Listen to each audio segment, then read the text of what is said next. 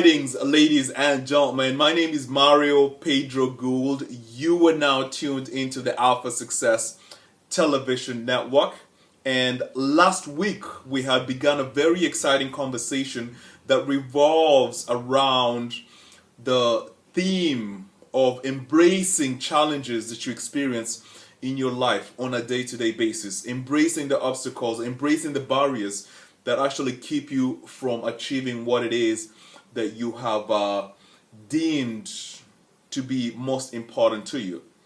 So, we did speak about the importance of never, ever, ever giving up. We did speak about the importance of never running away. Rather, we encouraged you, we motivated you, we inspired you to stay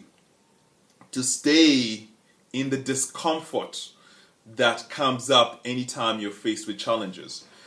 And after I finished making this video, last week's video, I realized that it's not enough to encourage you to embrace the challenges that you have in your life. Rather, there is a second step that one can take and one should take to actually overcome, the obstacles that they're facing in their life.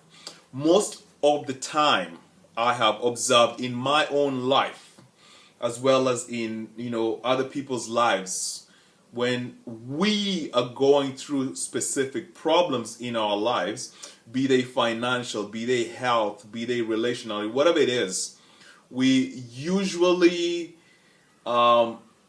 survive through the challenges. We just survive through the challenges. We don't have a specific step by step routine that we can consciously employ to help us overcome obstacles that we're experiencing with faith, with hope, and with a little bit more gusto. So that's what I'm here to do today. I'm here to provide you value in the form of a methodology that I use specifically to help me overcome any challenges that I experience. I notice that in my life, I use this method specifically when it pertains to overcoming financial difficulties, when it pertains to overcoming business challenges. It just so happens for me that majority of the thoughts that run in my mind usually revolve around entrepreneurship. But I do believe, ladies and gentlemen, I do believe that if you take the methodology that I'm about to share here with you today, I'm pretty sure you can employ it in different arenas in your life. Maybe in health challenges, maybe in relational challenges. I'm not sure what is going on in your life, but just stay here with me. I'm going to exchange some ideas with you. Take what you find applicable to your specific situation, and let us get started. So, I have observed in my life, ladies and gentlemen, I have observed in my life that anytime that I was personally faced with significant challenges, significant obstacles, there was a trend that kept on developing. And the trend was this, ladies and gentlemen. I was a little bit more quicker to neglect my body. Okay? I was a little bit more quicker to neglect my body when external challenges come into my life. And I began to notice the trend, and I began to notice the effect of me not taking care of my body when I'm faced with external challenges. So the first thing that I want to put across the table to you here today is look at your life and think about the specific challenges that you're going through right now, and resolve to, when you're going through challenges, resolve to always ensure that you're going to be treating your body with respect in whatever form, in whatever way that applies to you. I understand we're in different age categories. I'm 34. My idea of taking care of my body is going to the gym, doing yoga. You may be in an older age bracket. So it could be walking, jogging. You could be younger, so you could be involved in, a high interval training. Whatever it is for you, what is it that you can do for your body to make sure that your body is in peak physical shape when you are actually going through significant challenges in your life? Now, you may ask, Mario, what is the relationship between my body and the challenges that I'm experiencing in my life? Okay, this is what I have discovered in my own life. When my body is in peak shape, when I'm going through challenges, then I have an extra amount of energy and strength, physical strength and energy, which actually carries me up and forward towards, overcoming the obstacles that I have. So the first thing that I want to recommend to you is, make sure that you're taking care of your body. The second thing that is very important when you're going through obstacles, ladies and gentlemen, is your ability to maintain a clear mind. A clear mind. Picture yourself driving on a highway that is foggy. It is very difficult to get from point A to point B when there's a lot of fog. It's the same situation when you are faced with a significant amount of challenges in your life. What makes it even, for lack of a better term, what makes it worse is having a foggy mind. So I have noticed for myself that the moment I'm having significant challenges outside, in the external world, the first couple of things that come into mind is, well, am I taking care of my body? Number two, am I clearing my mind? So what is it that you do to clear your mind? For me, I engage in a lot of relaxation activities, massage, hot tub, swimming, steam, sauna. But this is what I vibe with. This is what really calms me down and gets my mind clear, so I can access my unconscious mind, and then I can bring up solutions that I can use to solve my problems. So ask yourself, are you taking care of your body? Are you clearing your mind?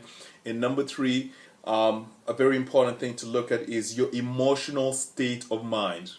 What I have observed is when external challenges come into my day-to-day life, I have a tendency to quickly get out of emotional balance. I do not exercise a good dose of emotional intelligence. And I observed this over a period of time, and I decided that regardless of what is going on in the external world, I'm going to get myself to a state where I can control my emotions to remain calm. And I personally do this by watching myself without judgment.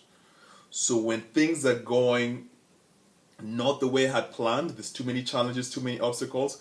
Yes, I may get angry, I may get anxious, I may get fearful, but I don't crucify myself for having negative emotions. Rather, I watch my emotions. And as I watch my emotions, I develop a semblance of self-acceptance. And with the semblance of self-acceptance and love for myself, the way I am behaving negatively in the presence of a challenge actually enables me to cool down my emotions and developing calm, peace, joy, indifference, belief, and faith. All these things.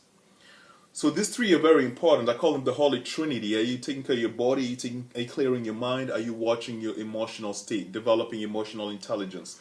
So this is the foundation. After you have set the foundation, ladies and gentlemen, now we are actually going to walk through the process of actually solving any challenges that you have in your life. And I'll share with you what it is that I do.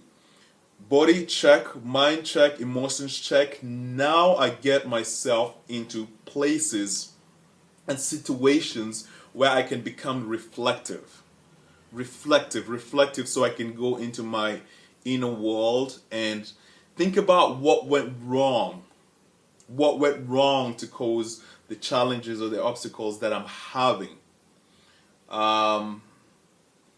What I do to get in a reflective state is, I'm very into solitude and silence. So I could go for a walk in nature, meditation. I can get into meditative states. And, as I mentioned before, relaxation is very important for me. So when I'm relaxing, I'm being reflective. Also the gym, when I'm actually lifting weights, I use that time to be reflective so I can look inside.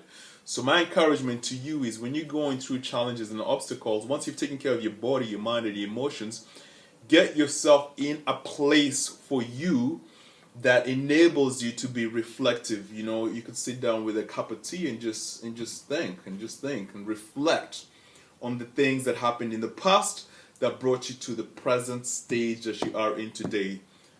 This concept, ladies and gentlemen, this concept of reflecting is extremely important. It's important because in your reflection, you will be able to learn specific lessons. You'll be able to develop inner wisdom by actually watching yourself objectively. Okay? I really can't emphasize how much a reflection has played a significant role in, how far I've come in life, and I continue to consciously employ this technique. So once you have gotten into the states of reflection, the next thing that I encourage you to do is, we don't want to stay reflecting too much. Once we have picked up the lessons, we want to actually, I'm going to stay away from using the word vision because not too many people understand vision. But I will say you have to come up with plans. Make plans for where you want to be, in the next 6 months, in the next 3 months.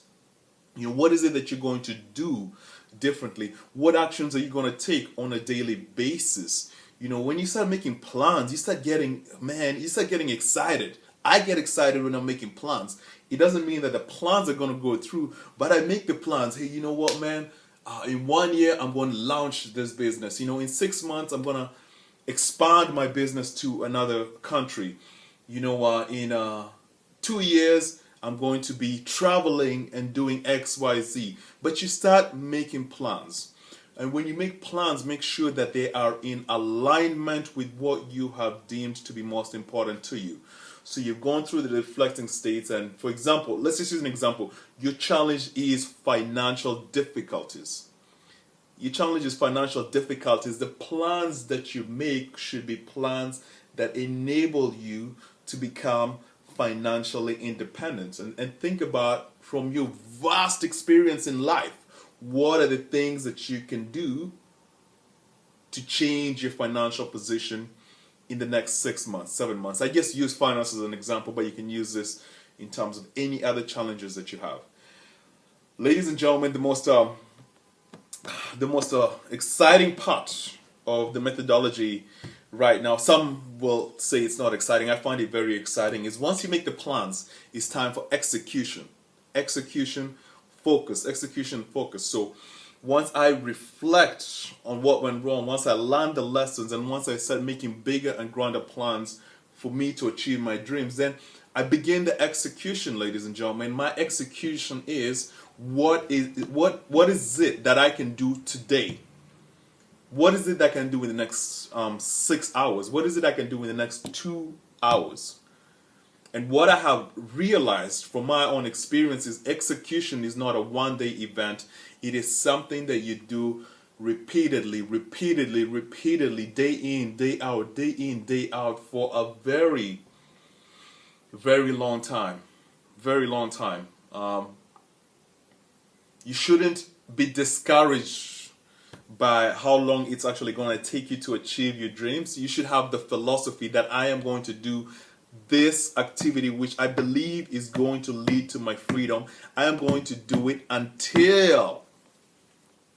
So faith is key, hope is key, enthusiasm is key, inspiration is key, motivation is key. Keep plugging away every single day towards what you have said is most important to you. Have yourself a magnificent evening. We shall reconvene next week with some more transformative information. Adios.